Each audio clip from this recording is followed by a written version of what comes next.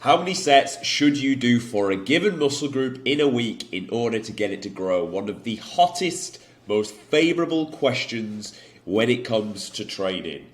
We are going to answer it in this video, and you are going to like what I have in store for you today. I put some fucking real detail down for this scale. A little bit sciencey, but as always, I'll synthesize it, put it back into our speak and terms. Now, the first question I ask yourself is, how fast do you want to achieve your goals? And the answer will always be as fast as possible. Just like, how much muscle do you want? More. How much money do we want? More. So, we know we get 1 to 1.5 hours to train in the gym. So how you spend that hour really, really fucking matters. So we understand that this video has a high level of importance on it, and it will definitely serve us to be doing the right amount and not too much and not too little. Because if we do too little, we're not going to see any fucking gains, and you've wasted the time, you can't get it back. You do too much and it's kind of even worse. You've put more effort in thinking it's going to get you the result, and it doesn't. And you've still wasted the time because you're still not where you want it to be. So, why do we do sets in the first place? Well, we need an initial stimulus, which is then going to give us a molecule signaling, which is then going to spike the holy grail, muscle protein synthesis. Now, there are three things that make this up. We've got mechanical tension, metabolic stress, and muscle damage. Mechanical tension is the first and the most important thing you need to focus on when we're doing our sets in the gym. If you take anything away from this video, remember the term mechanical tension. Actual tension on the working muscle. Metabolic stress will come as a byproduct effect of you training. What you'll feel, when people say I'm getting the burn and they think they're getting lactic acid, it's not that you're building up lactic acid, it's that you're just essentially creating stress within the muscle, and it starts to burn out and fatigue. And the last thing you will get as a byproduct of mechanical tension is muscle damage. Now, I want to stress enough. Muscle damage is a side effect of mechanical tension and proper training. Muscle damage and muscle soreness is not the goal of your session. If we could train with mechanical tension, session after session, not get sore, we would grow faster. The fact that we are sore means that we can't do that. So don't chase soreness. I know it's nice, like, don't get me wrong, I hit chest and back yesterday and I can feel it, and it's nice, it's a nice little indicator, we think soreness, pain, good, but it's not what we're chasing, it's just a side effect. So, what you need to understand, when we ask this question, how many sets per muscle group per week, that not all sets are created the same, not all sets are created equal. Not all reps are created equal. Now, we don't want to focus on the load either. Don't focus on the external load in your hand. Focus on the tension. Because if I made you do a bicep curl with two different loads, but one I said you can swing, you can cheat, you can use your lower back, and the other one you have to put your arm against a preacher that's flat and you can only curl without it moving, I tell you now, you would get more stimulus, more mechanical tension on the working muscle with the lighter load. So it's not always the load that's going to mean more tension, it means is the working muscle lifting the weight. And I want you to take that in mind when you're doing your sets, because if people just give you a number of how many sets to do for a muscle group per week without this context, it will not mean the same thing, and you will take that advice and it won't work. This is why all these answers and all the quick answers online of how many to do are flawed without this background, this context. Because as well, not all fibers start working at the same time. You start doing a set of bicep curls, and for the first 6 reps, it's pretty easy. Well, the body's a smart thing. So the body is not using all the fibers. The body's going, right, you soldier fibers, go and deal with this stress that's been put on us, and you deal with that. Then they're like, oh, fuck, we're burnt out, help us. And they're like, okay, cool, right, here's some more fibers. Oh, fuck, we're burnt out as well. And right, here's some more. We're all dying. Until the point where you're like, all the fibers are fucking gassed. That's what you're looking for. So, like, you could almost say that the earlier reps in that set are just prerequisites to get to the latter part, and that's where the actual gains are made. So we know that you need to push hard towards the back end of the set to actually see some gains anyway. Now, the next thing to understand is slower rates create more force, okay? So a slower rate of movement creates more force, which means you get a better muscle contraction. If I got a picture of a muscle up and kept like dissecting it down, you're left with two things. A thing called actin and myosin, and they slide like this when they contract and when they lengthen and shorten. And that's what's happening at the micro level. Now, if I went like this, okay, or here's a better analogy. Imagine we are running out of a tunnel at a football game, and I've got to high five as many fans on the side of the stand on the way out. If I sprint, what's the chances that I'll get good connection with each individual fan? Probably quite slow, probably minimal. I might like catch a thumb, I might catch one, I might catch a bit of finger, I might miss, I might completely miss, thumb, finger, miss, connection. Okay, so not so good. Now if I moved out pretty much at walking speed, what's the chances that I can go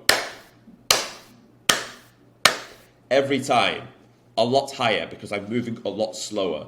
The same thing goes for when you're actually contracting a muscle. If you just jerk and throw the weights around fast, this is why I spoke about tempo in a previous video, the chances of you actually getting that good contraction with the actin and myosin is a lot less.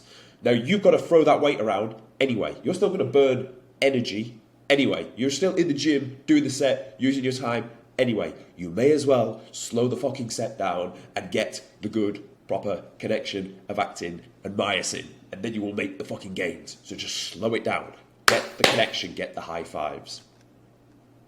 More force at longer muscle lengths. Now, here's another thing to understand. When we say not all sets are the same, not all exercises are the same and created equal. I've said on this channel in the past that when you train a muscle in a lengthened position, you actually make more gains, and this is the reason for it, because more force is produced at longer muscle lengths. If more force is produced, more damage can be produced, more gains can be made, so we want to train the muscle in the lengthened position. What does that look like? It means as the muscle gets longer to its longest point, well, how do you load that in that position? Think of an exercise like a dumbbell or a barbell bench press that challenges the muscle in the lengthened position. It's hardest towards the bottom because the joints are further away from each other and the muscle holds it in place. At the top of the exercise, the joints are stacked, there's not really that much resistance. The same goes for like a barbell RDL. As you go down, the muscles are at their longest, the most amount of tension and load is there because the joints, again, are furthest away from each other and the muscle has to hold it in place. As you stand back up, the joints are stacked, there's no real resistance. Same with a squat, on the way down it's hardest at the bottom, no real resistance at the top. So, training muscles that hit them in the lengthened position. Now actually, if we're thinking about a bicep curl, it might even be smarter to use a cable because there will be tension in the lengthened position, whereas if you're bicep curling with a dumbbell, again, your arm is straight, there's no real resistance at the bottom. But on a cable, the cable will be looking to pull you back towards the cable machine. You have to hold it there in that position. So there's another thing to consider. So in order to make gains, hard sets are the only fucking way to do this, okay? So not all sets are created equal. Not all sets are the same. We've got these factors that make that up. So we understand hard sets. The set must be hard. What makes a set hard? Basically this, what we've just spoke about. So if I tell you a certain amount of sets per muscle group per week and you just take that and run, but don't apply this and don't make it a hard set, you're not going to get the gains that you think you are out of that number. Now, when I say a hard set, in fact, let me just show you an example.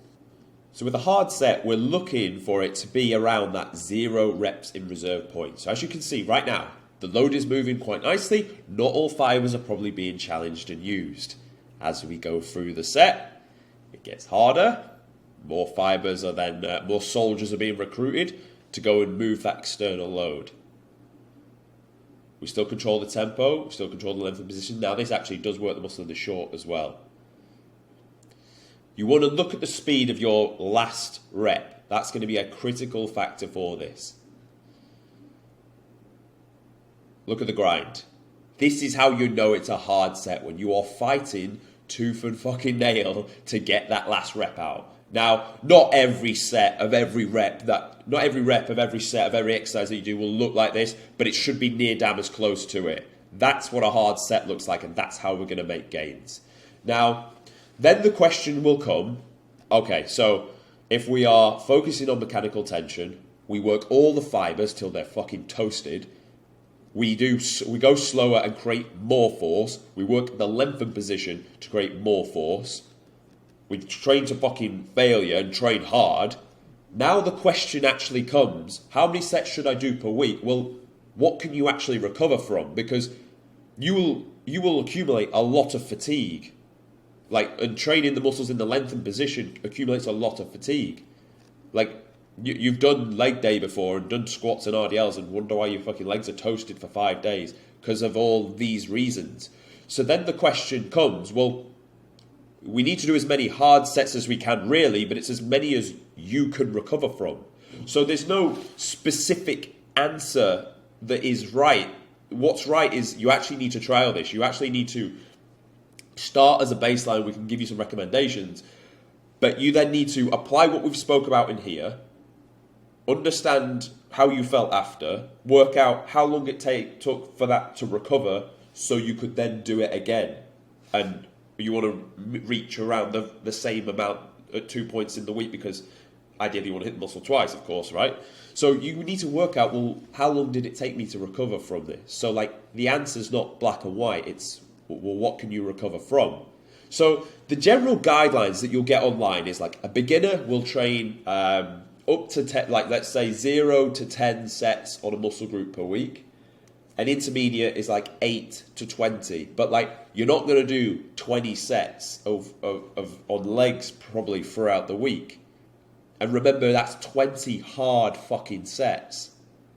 So if we're thinking chest, I think, to be honest, any more than 9, anywhere from 6 to 9 on one session, hard, you're pretty much toasted. You really are. So if you doubled that twice a week, you're looking 12 to 18. And I would argue maybe even your first set on that first workout is not really, really hard. And this is why I use the method of a top set and a back off set. So it gets the team training really, really fucking hard with that in mind, and then knowing that you're going to back off and then rinse it again. So we know, we can understand that, okay, if it's a big money mover, a big muscle group, big movement, it's probably going to be if it's a hard set, you're probably looking at around 15. Realistically, if I was to give you recommendations on intermediate lifter, you're probably looking around about 15. Now, if it's something like a delts, a bicep, your tricep, maybe calves, they're smaller muscle groups, they can take more of a beating. Training in the lengthened position can still be done, no problem, like dips for triceps, shoulder press for the delts. We can still hit the muscle in the lengthened position, but I think you want to push that a little bit higher. You want to get that closer towards 20, and you'll be able to recover from it as well. So do essentially, the answer to this whole video is do as much as you can for what you can recover to, hard, correct, with mechanical tension. And if you follow all of those points, you won't spill over 20 sets, no way. Because unless you're on fucking gear, you just won't be able to recover from it. So, to put it bluntly, there isn't a number advice. I'll give you the bracket. You're going to take the bracket now from there, apply it to your program, but you're going to make sure you do those sets with context. Mechanical tension, hard fucking sets, lengthened position. That's what you're looking for when you train your sets throughout the week. So I hope this added context, because the number, just giving you the number, that's not good enough. You need the context behind it so you can structure yourself accordingly. So if you found this useful, subscribe, follow me on Instagram, and I'll see you tomorrow.